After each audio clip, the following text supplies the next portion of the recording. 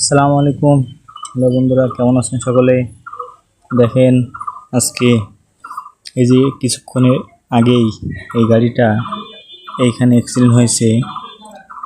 খুবই দুঃখজনক একটা বিষয় যে দেখেন, গাড়িটা অ্যাক্সিডেন্ট হয়েছে এমন জায়গায় যে একজনের, একটা গরিব মানুষ, তার ঘরটা একেবারেই চূর্ণ বিচূর্ণ হয়ে গেছে, ভেঙে। তো দেখেন, এই গাড়িটা অ্যাক্সিডেন্ট হয়েছে মূলত আরেকটা ট্রলি গাড়ি আছে এখানে, ট্রলি গাড়িটার জন্য।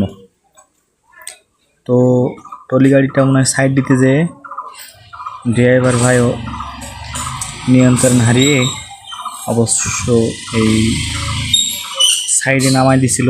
পরে লোড গাড়ি ছিল তো, যার কারণে আর সামনের জায়গা তুলতে পারিনি, মানে উঠিনি আর কি, যার কারণে গাড়িটা অ্যাক্সিডেন্ট হয়েছে।